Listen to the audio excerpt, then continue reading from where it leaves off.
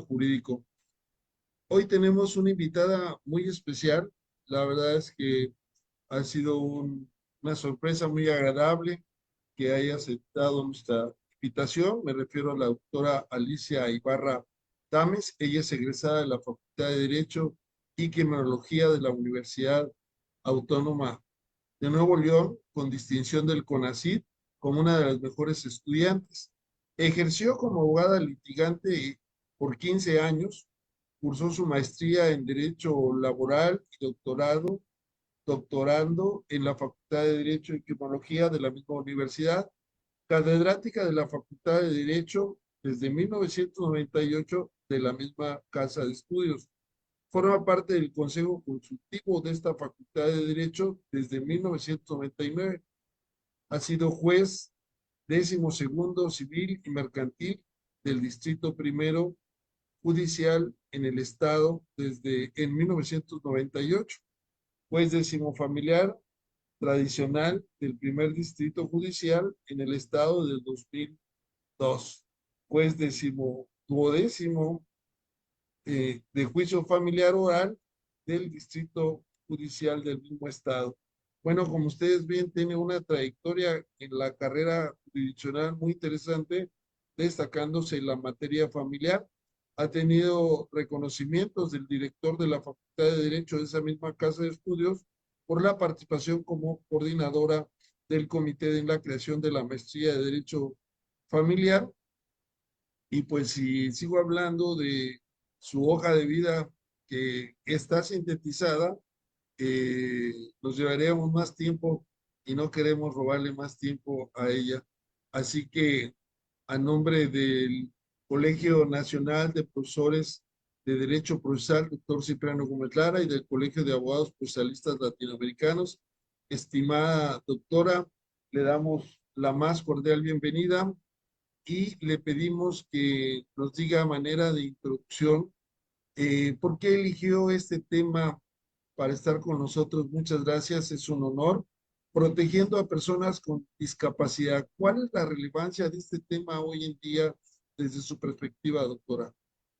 Gracias. Primeramente, pues le agradezco mucho, doctor, el haberme invitado a su programa, un programa muy reconocido y sobre todo que nos permite externar estas inquietudes que tenemos en beneficio a los ciudadanos.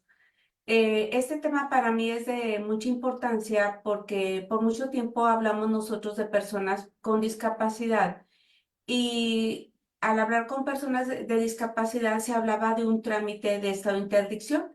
Entonces una persona pues ya no podía, por así decir, hacer valer sus derechos porque tenía que ser a través de un tutor. Este tutor decidía por la persona en todos los aspectos y muchas veces la persona sí tenía alguna cuestión de discapacidad, pero eso no le impedía a decir la persona, oye, tengo ganas de comer estos alimentos, de ponerme esta ropa, de ir a tal lado, e inclusive de moverse en forma autónoma. Claro, cada caso es diferente.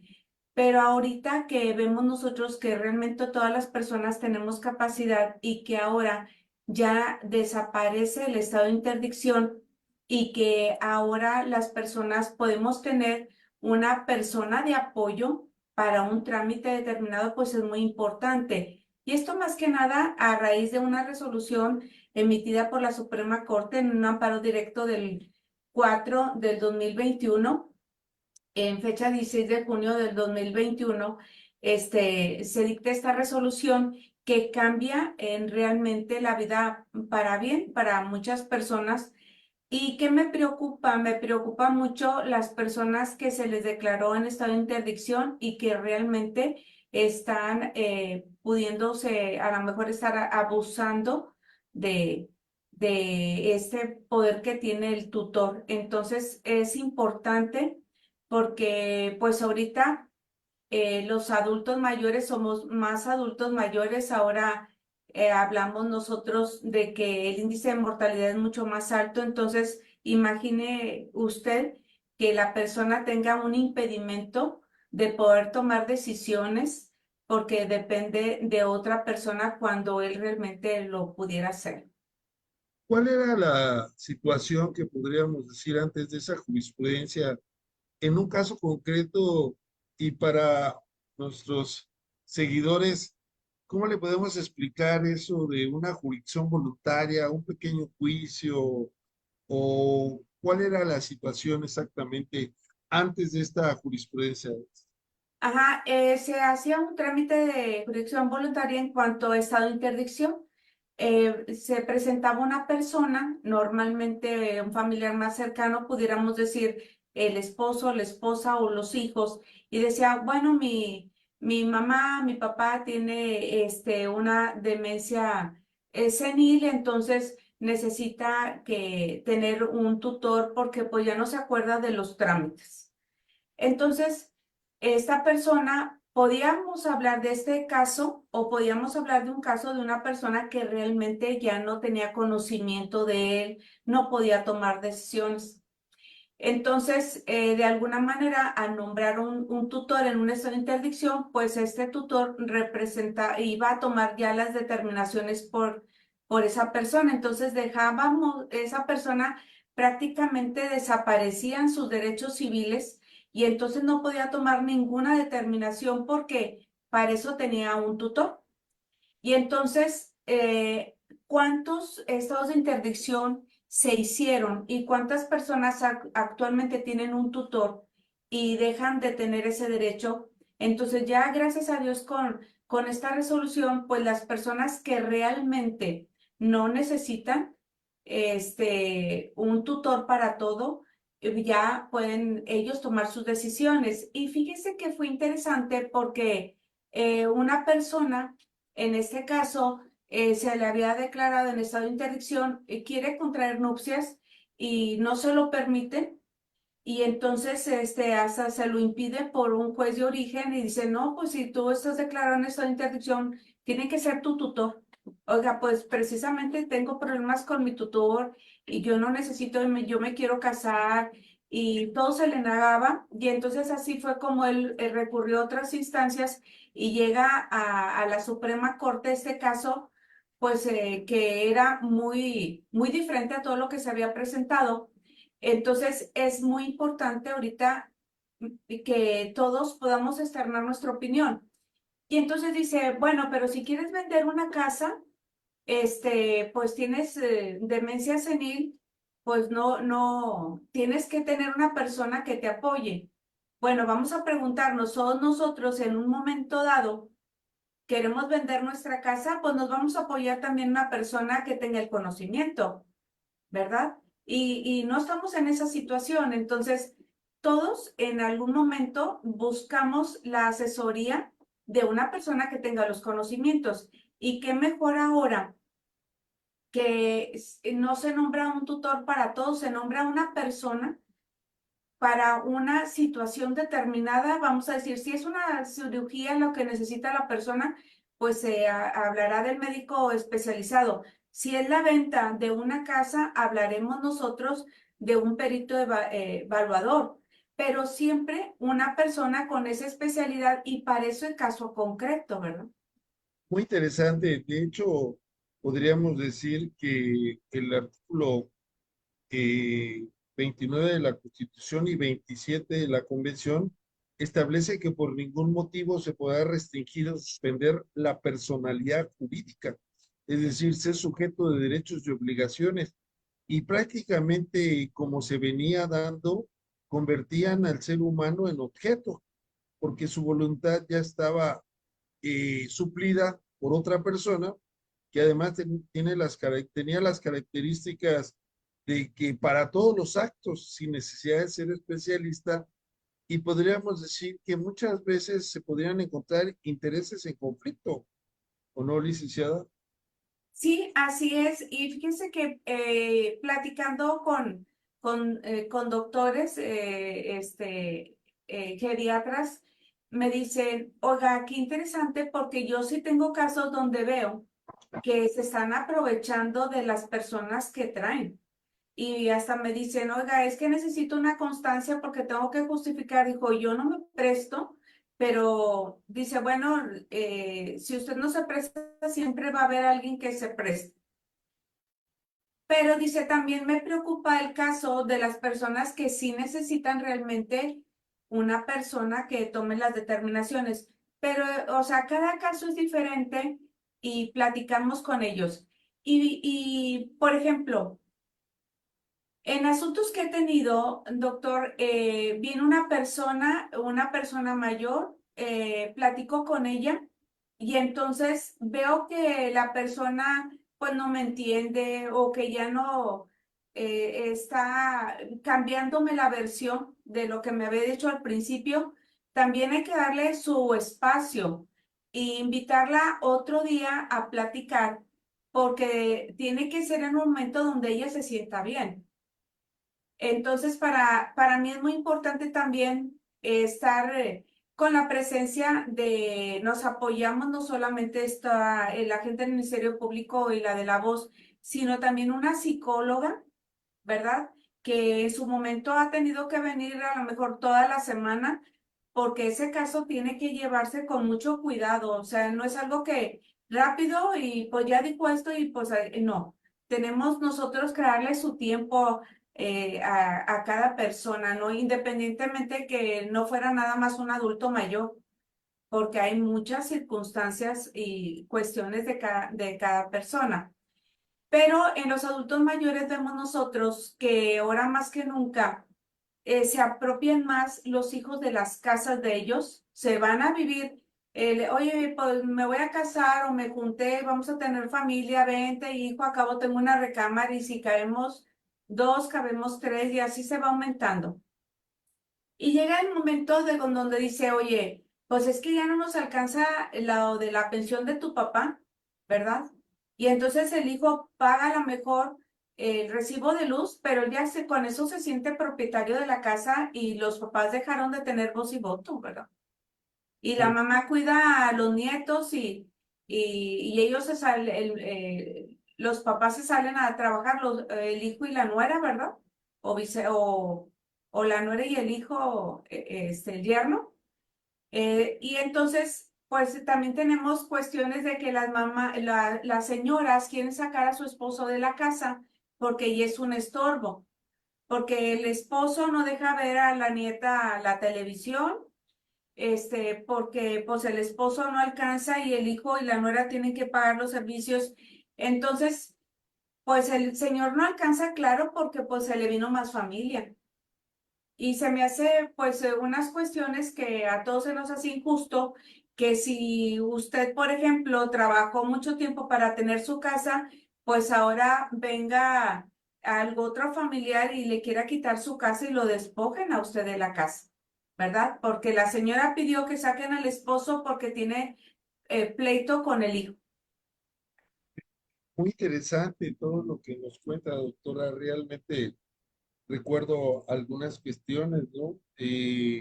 Me gusta mucho ahora esa perspectiva de que cada caso requiere una atención especial, porque podríamos decir con el antecedente de que el trámite para la jurisdicción voluntaria anteriormente, cuando se nombraba a un tutor, prácticamente era un mismo trámite para todos, ¿no? Y hay niveles de incapacidad. Ahora hay una frase que dice, si no mal recuerdo, que un padre puede cuidar 5 hijos, pero 5 hijos no pueden cuidar un padre. Y en ese sentido tenemos una población vulnerable que es la adulta mayor. Eh, ¿Cómo podemos superar estas etapas desde la perspectiva jurisdiccional en un caso concreto? ¿Qué se requiere aparte de la actuación de un juez, no sé, de forma interdisciplinaria? ¿Cuál ha sido su experiencia, estimada doctora? Ajá, mire, aquí la cuestión es que, por ejemplo, también nos apoyamos con el DIF en cuanto el adulto mayor, con la Secretaría del Adulto Mayor. Y entonces, para nosotros es muy importante porque ellos también nos apoyan a llevar, a hacer una inspección en la casa. Y muchas veces los asuntos que nos llegan a nosotros, ellos ya tuvieron algún antecedente y vamos armando, ¿verdad? Pero para mí, primordialmente, yo tengo que citar a todos los hijos. nunca sacaría a una persona de su casa y menos con una discapacidad, un adulto mayor, si no lo conocí. Entonces es algo que a mí me gusta, que todos los asuntos, y fíjese que esto es algo muy bonito, y antes de la oralidad yo me recuerdo que citaba a las personas, pero con la oralidad debemos de escuchar a las partes y esa es la idea, que se acerquen las partes y en ocasiones a veces los abogados no nos traen a las personas, ellos los quieren representar y no es lo mismo porque no tenemos ese acercamiento. En la oralidad hay un principio de inmediatez que nos permite tener contacto, hacer preguntas, pero más que nada, doctor, saber cómo podemos nosotros ayudarlos. Entonces, saber cuántos hijos tiene, vamos a hablar con los hijos, cuál es la situación y de qué manera cada uno puede aportar. Pero pues no podemos sacar a una persona de su casa y menos un adulto mayor y dejarlo en la placita, ¿verdad? O que se vaya a ver si lo va a poder cuidar algún familiar. Como en este caso conocer si él como padre también fue responsable, porque también tenemos casos donde el papá nunca fue responsable y ahora viene y dice, bueno, esta casa yo la compré aunque la terminó de pagar la señora y los hijos y ahora viene y quiere la casa. Entonces son muchos los casos y es importante nosotros empaparnos y conocer el saber de los hijos, cómo vamos a poder apoyar esa familia, pero no podemos dejar a esas personas desamparadas. Claro, también nos encontramos que yo no tengo un lugar donde depositar un adulto mayor. Ah, Entonces, ahí sí nos falta de que ahora que ha aumentado el índice en cuanto de mortalidad, pues ¿dónde vamos a poder depositar a un adulto mayor por 3 días? ¿Verdad? Me dicen, a lo mejor por 3 días puedo conseguirlo. No, pues yo necesito más, porque a veces las personas nada más viven en un cuarto porque su situación económica así es. Entonces, tampoco, o sea, ¿qué más podemos hacer? Por eso tenemos que citar a la familia, a los hermanos, o sea, toda gente cercana. muy bien, muy interesante. Y además usted tiene una vasta experiencia y en el área jurisdiccional y ha fungido también en materia civil y mercantil. ¿Cuál sería la diferencia entre estas disciplinas jurídicas para un juez? Mire, cada materia se trata diferente porque, por ejemplo, en materia mercantil, normalmente hablamos con los abogados. Es muy raro que venga una parte porque ellos ya vienen con un poder especial, con un mandato, y ellos es una cobranza. Pero resulta ser muy interesante cuando nosotros vemos el artículo 7 constitucional porque nos habla en los trámites donde hay oralidad, nosotros tenemos la oportunidad y la obligación de tener una etapa de conciliatoria de un mecanismo alternativo, pero nos permite mucho, yo lo veo de una forma muy positiva porque muchas veces en materia mercantil, en el caso de ahora de la pandemia, que a lo mejor se cerraron negocios y entonces le teníamos, oye, pues es que debo la materia prima, ¿verdad? Pero sin embargo, yo a lo mejor soy el mejor cliente de esta persona, de este proveedor. Pero ahorita pues ambos necesitamos dinero, pero también nos necesitamos. Entonces, si nosotros podemos hablar, llegar a ver, ellos van a poder seguir siendo, seguir teniendo esa relación comercial porque se necesita. Así que todo esto nos ayuda, pero hay que tener contacto con las partes. Entonces, nada más las partes nos podemos entender. La función del abogado es muy importante cuando nosotros estamos viendo que yo necesito, que mi cliente también necesita a ese proveedor o viceversa. Pero mi cliente que siga siendo comerciante, pero no no que esté ganando todo, que esté ganando sus juicios, sus cobranzas y luego se va a quedar sin cliente. Porque todo se puede negociar. Tampoco quiero decir, pues que no le pague, ¿verdad? No, no se trata de eso, pero podemos llegar, o sea, se puede negociar. Bien. Y ustedes en Nuevo León tienen una experiencia ya muy interesante, no solamente en juicios orales, sino también en justicia de forma virtual. ¿Cuáles son las ventajas que usted con su experiencia ve en cuanto a los juicios virtuales y vamos a llamar a los juicios tradicionales? Sí, pues mire, hay muchas ventajas, tiene ventajas y desventajas. Como ventaja, que gracias a Dios nos sirvió mucho la pandemia en cuanto al avance tecnológico, ¿verdad? Nos ha permitido que usted donde esté del lugar, como en este caso, que estamos nosotros en lugares tan distantes, que podamos estar platicando y que las personas que tienen que no tienen la oportunidad de tener una computadora se puedan acercar. Bueno, en el caso de Nuevo León, bendito Dios que estamos muy avanzados, y pues tenemos lo que se llaman nosotros módulos judiciales. Entonces, si hay la oportunidad de tener un módulo judicial en cierto municipio y que en ese municipio no exista un juzgado, usted va al módulo judicial y ahí lo enlazan a las audiencias. Entonces, eso es algo muy práctico porque ya usted se ahorró todo el El viaje, trayecto, el viaje y comprar computadora y que muchas veces tampoco le saben a las cuestiones electrónicas. Entonces tenemos ese acercamiento. Y lo otro que hablamos nosotros de presencial, pues también es muy bueno porque cuando tenemos el contacto siento que ahí a lo mejor llega a haber más confianza al hablar y tenemos más empatía todos. bien, bien. Bueno, y también la hemos invitado porque sabemos que usted es candidata a, a formar parte del Poder Judicial de la Federación. ¿Nos puede platicar? Hemos estado con otras colegas también que ahora han tenido en esta construcción que está haciendo de la nueva formación.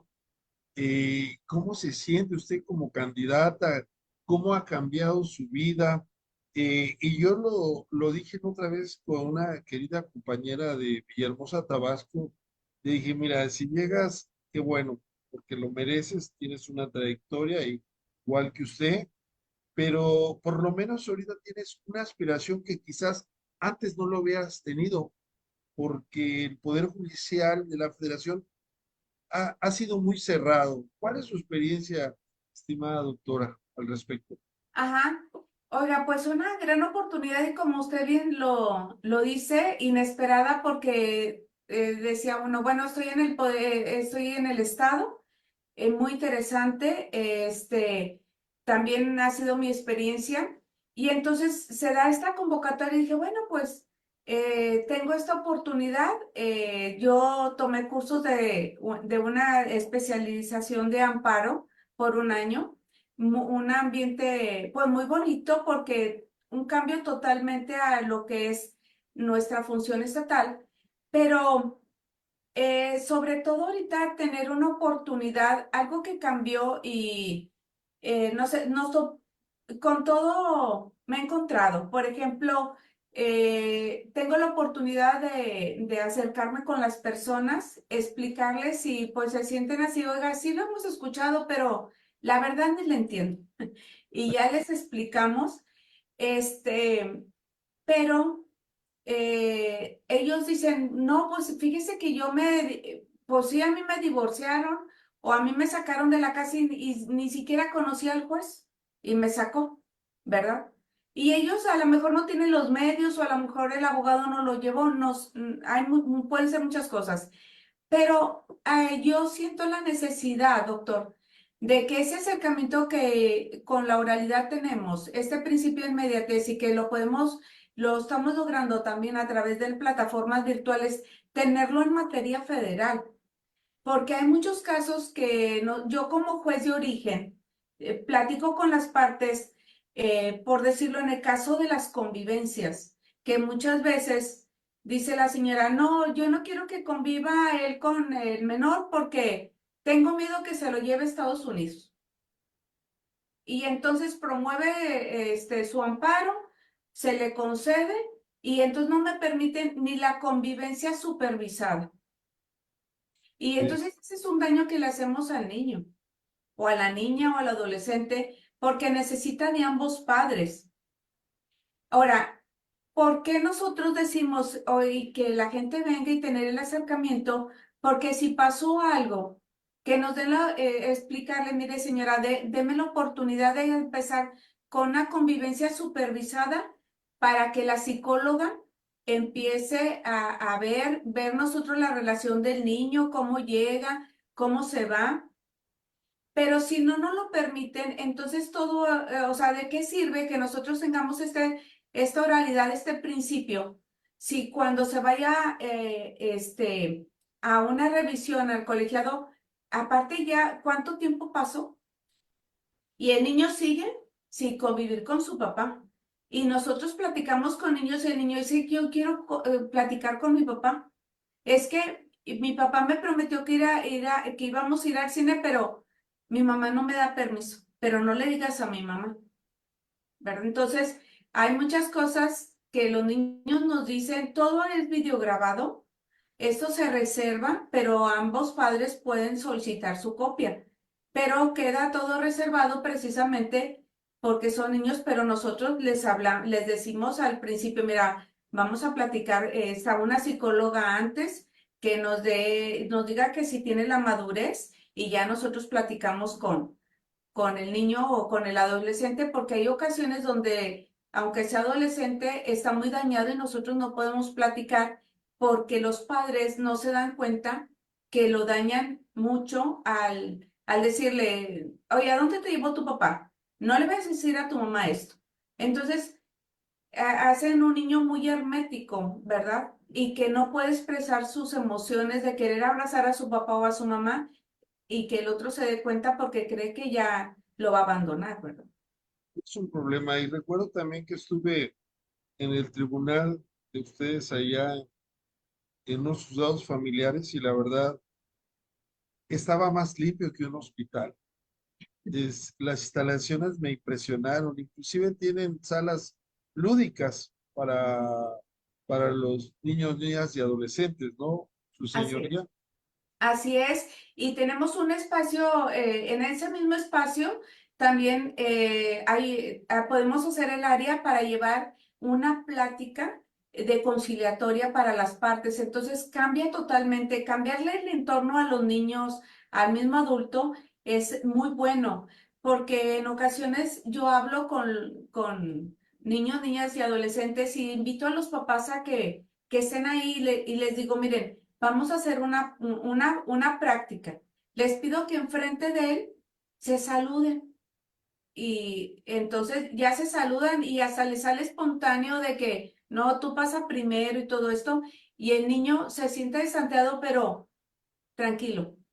Y Sí, entonces ya ve que sus papás y entonces ya se puede acercar al otro cuando siente que hay no siente el mismo estrés, ¿verdad?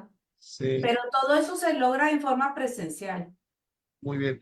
Ahora, eh, el, el paso, porque usted ya ha tenido la experiencia en el Poder Judicial de Nuevo León de ser juez, jueza, y que fue por méritos y una carrera judicial, etcétera. Y ahora tener que ir a convencer a la gente, ¿no? ¿Siente un compromiso diferente o porque usted se reúne con personas que tienen un conflicto concreto y le plantean ese conflicto y esperan que usted lo solucione, pero cuando se enfrenta a más personas y usted les pide su voto, eh, ¿cuál es su experiencia al respecto? Fíjese que ha sido muy bonita, pero le voy a decir algo. Esto al principio nosotros no podíamos, muchas cosas no podíamos hacer hasta que sea autorizado, ¿verdad? Y entonces dice, bueno, pues ya pueden y todo, pero dije, no he hecho volantes, ¿qué puedo hacer? ¿Verdad? Entonces, pues ya imprimí unas hojitas con mi nombre, escuchaba las partes y entonces algo que lo hago todavía ya con volantes, digo, mire, yo le quiero dar las gracias porque usted me ha escuchado. Y así como usted me escucha y le agradezco que me haya puesto atención, así escucho a todas las personas que van conmigo. Eh, ¿Usted tiene un número para ser elegida en el momento en que vayan a votar o vayamos a votar? ¿Qué número tiene usted? Soy la boleta color de rosa y soy la 03. La 03. Muy bien, La cero entonces, tres. cuando vayan a votar ya nuestros queridos hermanos, amigos de Nuevo León, no se olviden la 03, ¿verdad? Muy Sí, interesante. Hicimos un cuestionario muy breve. Le preguntamos a la inteligencia artificial que, ¿qué le preguntarías a una candidata a magistrada para que va a ser seleccionada a través del voto? Y entonces nos hizo unas preguntas que se las voy a hacer, ya muchas las ha contestado, ¿ah? ¿Cuál es su experiencia previa en el ámbito judicial y cómo la ha preparado para ser magistrada? bueno, mi experiencia, la verdad es conocer los casos y siempre le digo, algo desde que empecé, me gusta es platicar con las partes. He ido hacer inspecciones porque no me queda muy claro lo que ahora en el expediente regularizo cuando yo tengo, pero me gusta mucho citar a las partes y el citar a las partes y el estarme actualizando, ¿verdad? Es increíble cómo vamos aprendiendo. Todos los días tengo mucho que aprender, la gente me enseña mucho. Y bueno, pues la verdad, la experiencia me permite todo y me siento muy capaz para ser magistrada porque este, hago muchas actividades también con mis alumnos y veo más allá de lo que normalmente se aplica. Entonces, yo a veces digo, bueno, qué padre que hay un equipo y yo soy también maestra tanto de la Facultad de la Autónoma de Nuevo León, la Facultad de Derecho, como en la UDEM y en ambas universidades, en la Universidad de Monterrey, me han dado la oportunidad mis alumnos con otras universidades donde nos permiten poder que vean ellos la capacidad de los alumnos y las herramientas que nos dan las universidades. Entonces, todo eso, decir, bueno, qué padre que estamos trabajando en otro, no nos quedamos en un solo lugar, en un área de confort, sino salimos adelante. Y entonces los casos, yo por ejemplo, los casos sobre todo de adultos mayores o de órdenes de protección, yo sí me traigo a las partes, sí me adentro a ellos, y eso es lo que yo siento, que muchas veces la autoridad judicial federal no se acerca. O sea, no porque nosotros le mandemos un video de la audiencia oral o de la entrevista que tuvimos, no es no es la misma percepción. Y muchas veces yo me pregunto, bueno, qué padre cuando un asunto llega a la Suprema Corte, pero si la Suprema Corte lo va a regresar y se va hasta que llegue con el juez de origen, pasan muchos años. Entonces yo creo que todo eso, si nosotros empezamos a permitir a las partes que conozcan a la autoridad y que la autoridad conozca, se empape un poco más de lo que llegó en el expediente, sería muy bueno para que esas resoluciones también fueran más rápidas. Bien, una pregunta más. ¿Cómo garantizar la independencia y objetividad en la toma de decisiones? Eso yo es algo que fíjese que no se me dificulta porque yo resuelvo conforme al caso, ¿verdad? Entonces, me decían la esas, oye, pero pues si ahora te van a mandar, nadie va a mandar, o sea, si yo, hay un comité disciplinario y todo, o sea, si nosotros estamos enfocados a lo que estamos haciendo y lo fundamentamos y estamos expresando y hablando con las partes, yo creo que nuestro trabajo es muy claro, porque aquí también nos presentan quejas, ¿verdad? Y muchas Sí, veces no nos los presentan porque no, o sea, no hay algo que realmente uno haya faltado al procedimiento, al contrario, una servidora, siempre hago más de lo que se puede esperar, porque me interesa atender cada caso en concreto, pero sabemos muy bien que no todas las personas, pues, están de acuerdo con la resolución. Uno va a estar molesto, ¿verdad? sí. Pues es que uno decide un conflicto y tiene que resolver a favor de una parte, generalmente, y pues la otra a veces no está eh, en buenas condiciones. Bueno, yo le quiero decir, así como usted dice que ve más allá, pues yo también soy profesor y una de las cuestiones a mí que me ha llamado la atención en el caso de que se elijan a los jueces, a los magistrados y a los ministros de manera electoral, creo que en el fondo puede garantizar la independencia judicial, porque pues qué más legitimados que la voluntad popular. Y otra pregunta, ¿cuál es su visión sobre el papel del Poder Judicial en la protección de derechos humanos?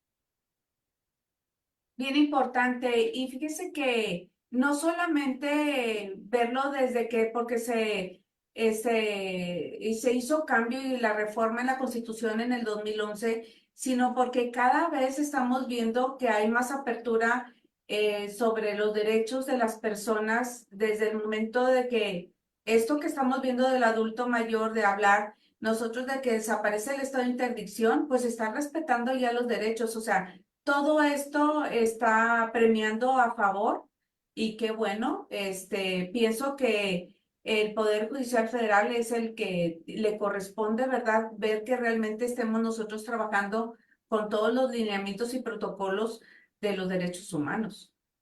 Excelente.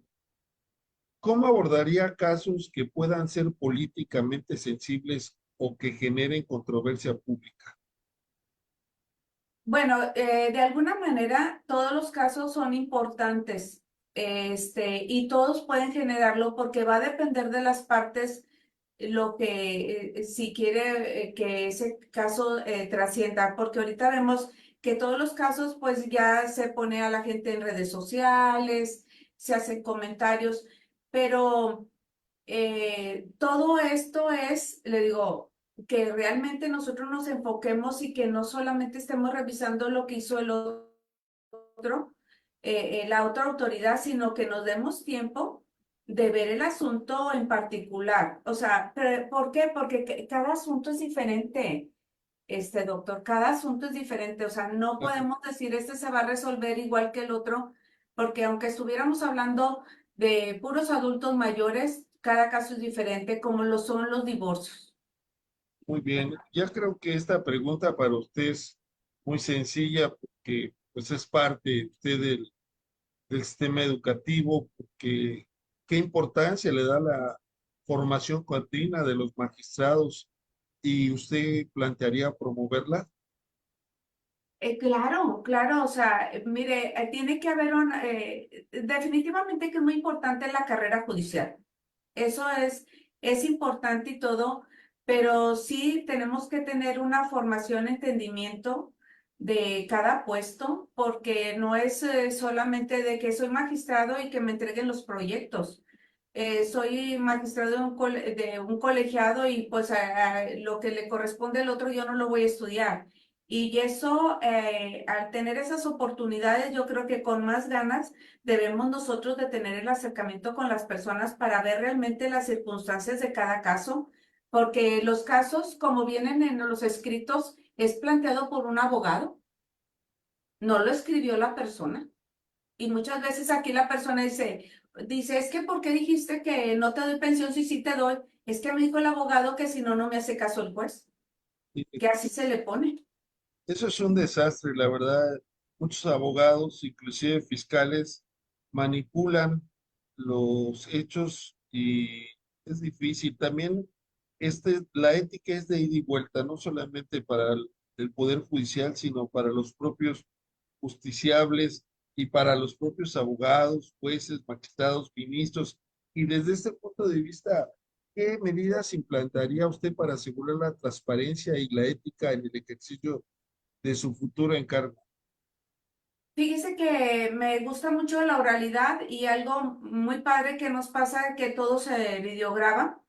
Y eso es interesante, es algo que también lo hemos visto nosotros cuando la Suprema Corte también, de esas sesiones que son grabadas y cuando entran en discusión en cuanto a las a ponencias que se presentan, esto es importante que todo esto es transparencia, pero sobre todo que las resoluciones sean muy claras, que sean sencillas.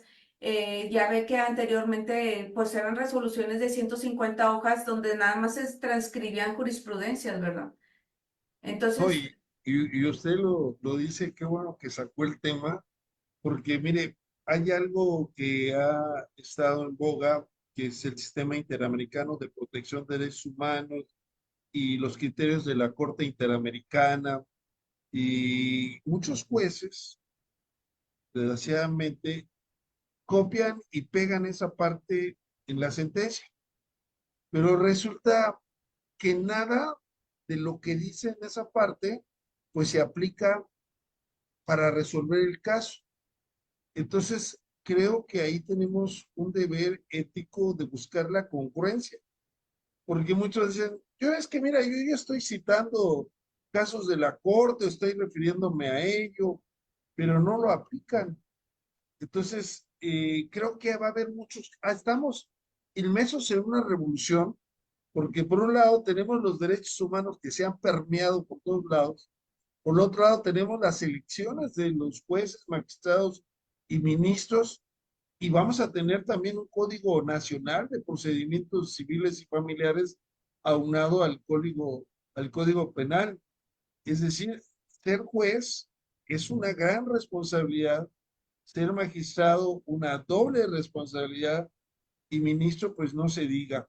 Entonces sí es muy importante que, como usted dice, a veces saca uno las copias cuando todo era de papel y eran como 120 copias y resulta que solamente en una hoja, en un parrafito, estaba toda la justificación y eso es lo que poca claridad da. Por eso a mí me gustan los juicios orales, porque ahora con el nuevo Código Nacional se entiende que el juez va a hacer un extracto de la resolución y va a dar alguna explicación. ¿Cómo ve todo este cambio? ¿Cree que estamos inmersos en una revolución jurídica pacífica, podríamos decir, y que le ajá, corresponde a los jueces encauzarla? ajá, fíjese que, doctora, afortunadamente, bueno, aquí en Nuevo León esto empezó desde antes, nosotros con la oralidad y este es muy bueno cuando nosotros tenemos que decir, bueno, esa audiencia es para el dictado de sentencia y precisamente yo empiezo diciendo qué fue lo que tomé en cuenta para llegar a esa determinación. Y entonces ya después se dan los puntos resolutivos, pero la base de esa audiencia es eso, explicarles qué fue lo que se tomó en cuenta. Pero entonces, Excelente. la oralidad es algo muy bueno porque aparte es muy rápido, vemos que hay menos recursos, sigue habiendo gente que le gusta demorar los expedientes, claro que los procedimientos, perdón, claro que sí lo sigue habiendo, pero pues ya es mucho más rápido en todos los aspectos. Perfecto. Y me gustó mucho lo que nos comentó sobre el impacto en la tecnología y del sistema judicial allá de Nuevo León.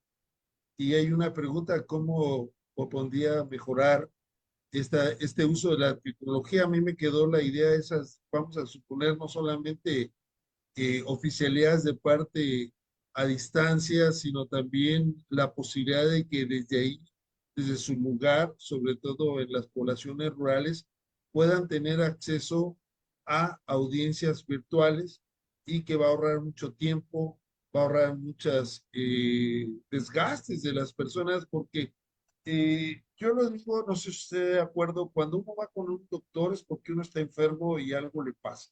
Pero cuando uno va con un abogado también puede tener una cierta enfermedad porque las personas no reaccionan igual. Entonces, estas personas están estresadas, están molestas y a veces llegan a un lugar y reciben todavía una mala atención, como eso se conoce como revictimización. Sí. ¿Cómo podríamos mejorar? Ahora me invitaron a un congreso que se me hace muy interesante porque se llama la cordialidad como un derecho emergente, el ser cordiales, empáticos con las personas. Creo que usted, con lo que nos ha comentado, pues veo que tiene esa cualidad humana y la verdad la felicito. ¿Qué propondría para mejorar tecnológicamente por ejemplo, los juzgados de distrito que a veces reciben solicitudes de amparos por cuestiones peligrosas y que muchas veces la ley de amparo dice que debe haber una jurisdicción auxiliar, pero bien podrían presentar una demanda de amparo en cualquier punto del país a través de un módulo virtual? ¿Qué le parece?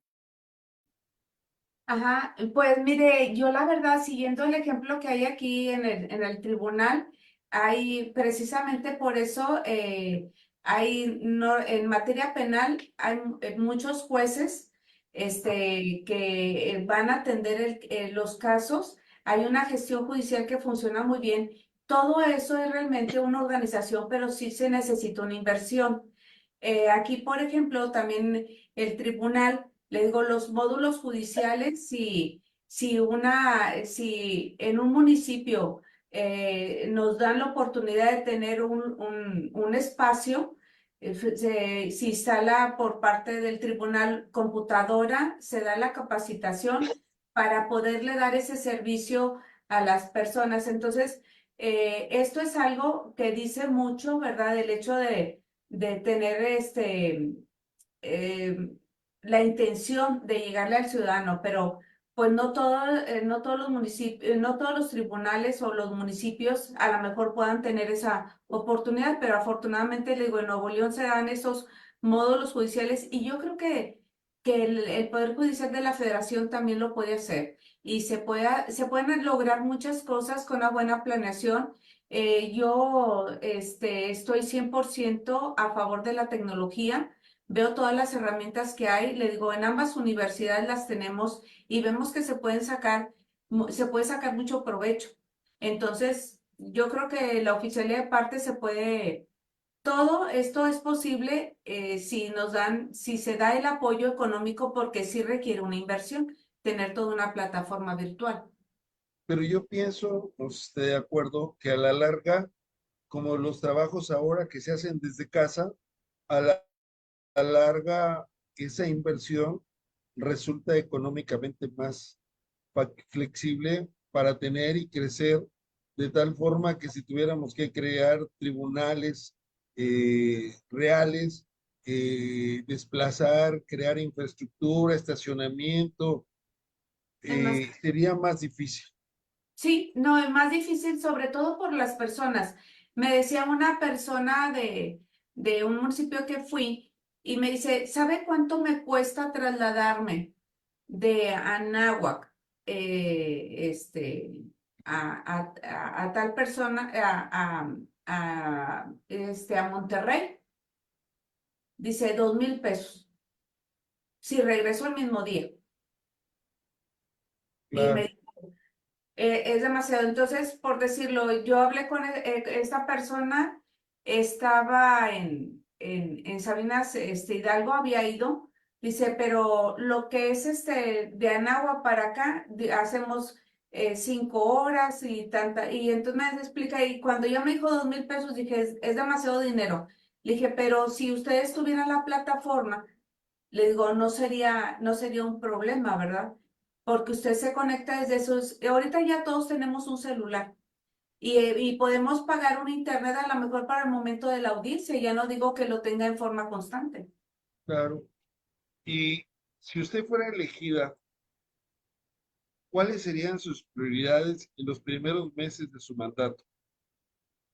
Pues la verdad, concientizar primero al personal que nos ponemos las pilas, que vamos a ponernos a trabajar y ver los expedientes, pero es que no se trata de llegar y sacar todo lo que hay acumulado por los paros que se hicieron.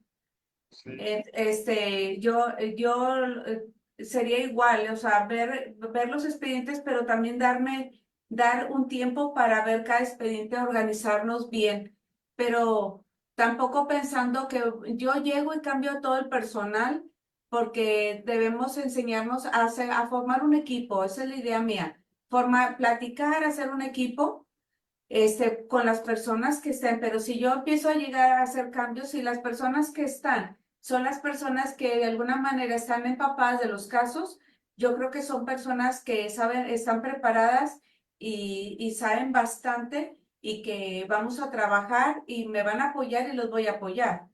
Pero de que nos vamos a tener que poner a estudiar, todos nos ponemos a estudiar. ¿Verdad? Pero esa es mi forma de trabajar, que dice mi esposo a veces, oye, Alicia, ¿por qué quieres poner a trabajar a todos? Pero no, yo creo que podemos todos sacarle provecho y todos aprendemos. Cada caso nos ayuda a crecer mucho. claro. Bueno, mi estimada doctora Alicia Ibarra Tamés, ha sido una conversación muy interesante. La verdad es que la felicito, le deseamos el éxito que se merece y nos vamos a ver pronto en las urnas y el número 3 no se nos va a olvidar a nadie. Así que, ¿cuál sería su gran conclusión, estimada doctora? Mi gran conclusión es decirle a todas las personas que que hay que ir a votar, que es una decisión muy importante porque la justicia no se puede dejar en manos de cualquier persona, que tenemos que elegir a las personas que tienen realmente la capacidad, el conocimiento, la capacidad, la experiencia para salir adelante. Y fíjese que uno de mis videos que a mí me gustó mucho porque dije, empecé a ver que había muchas cuestiones negativas hacia estas elecciones y digo, hay que tomar conciencia, esta es una realidad. Hay que elegir a nuestros jueces y si usted, doctor, le daría a su hijo de 3 años el control de la llave de su carro para que lo condujera. Le No, preguntó, ¿usted lo haría? no, no, no, ¿Y usted se operaría con un doctor que no tuviera la especialidad a corazón abierto? obvio no. Entonces, es lo mismo, tenemos que buscar o sea, tenemos que ver que esta es una oportunidad de ver, acercarnos a conocerles, para que nosotros realmente podamos elegir a los candidatos y saber de cada uno de ellos, ¿verdad? Pero, esa es mi conclusión, invitar a todos a votar. Muchas gracias, de veras, doctora.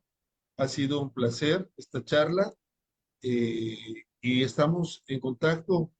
Y mañana vamos a continuar con el Foro Derecho para Todos, con un doctor también interesante, el doctor José Antonio Garza López. Él nos va a hablar sobre la experiencia de un visitador general en una comisión estatal de derechos humanos. Así que muchas gracias, doctora. Muchas gracias a todos por seguirnos y nos vemos pronto. ¿Dónde más? En TV Lex.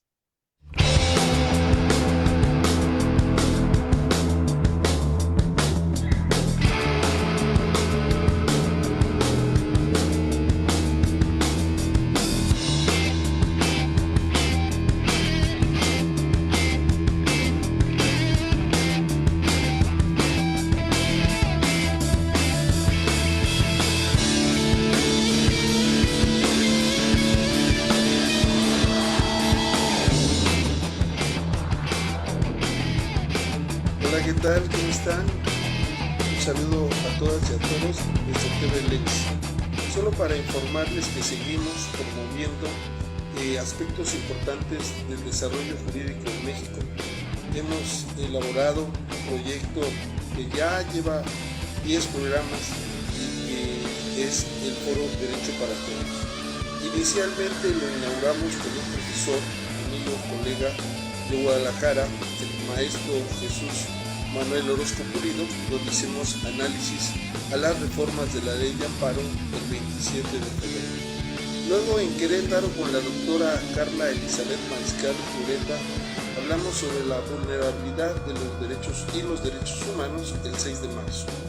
Luego nos fuimos a Nuevo León a platicar con el doctor Juan Ángel Salinas Garza, con quien analizamos la protección judicial a las personas el 13 de marzo. Y posteriormente nos fuimos hasta Lima, Perú, con el doctor Jorge Isaac Torres Manrique, un prestigiado jurista latinoamericano, y hablamos de la justicia en Perú y las experiencias que se han generado en estos últimos tiempos. Luego nos fuimos a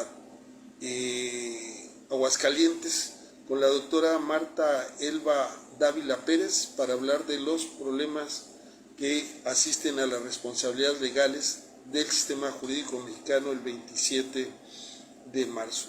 Luego fuimos a la UNAM con el doctor Jaime Hugo Talancón Escobedo, un prestigioso jurista mexicano que nos habló de las reformas al Poder Judicial, un diálogo necesario sobre la responsabilidad de los futuros jueces, magistrados y ministros. Esto se llevó a cabo el 10 de abril. Luego, ya que empezó la campaña electoral, hablamos en Tabasco con la doctora Lorena Denise Trinidad, que nos habló de la vida en los juzgados el 16 de abril. Y luego hablamos con la doctora Alicia Ibarra Tames, nuevamente en Nuevo León, y hablamos de un tema muy interesante, sobre cómo proteger a las personas con discapacidad. Posteriormente con el doctor José Antonio Garza López vamos a hablar, que también es candidato a magistrado, un tema interesante, la experiencia de un visitador general de una Comisión Estatal de Derechos Humanos el 25 de abril. Y el día 30 de abril, Día del Niño, vamos a hablar con un prestigioso jurista chiapaneco. Él es candidato a formar parte del órgano disciplinario, el nuevo órgano disciplinario. Es un tema interesante porque hay que reconocer que las quejas cuando se presentan contra los jueces, los magistrados, no diga los ministros, pues tienen un aspecto muy común, la impunidad. Y entonces vamos a ver qué esperanzas podemos tener los litigantes, los justiciables, y vamos a hablar con él el tema supervisión a la tarea judicial. A este esfuerzo ya ha sumado el doctor Hugo Carrasco Solé, prestigioso abogado, jurista, doctor de la Facultad de Derecho de la UNAM, junto con su compañero, o sea yo, Alfonso Jaime Martínez Lascano. Estamos invitando a todos los candidatos, a todos los juristas de México, de Latinoamérica, que quieran venir a comentarnos algún tema específico, principalmente en la construcción del nuevo modelo de justicia que aspira a México. Así que nos vemos pronto. ¿Dónde más? En TVLex.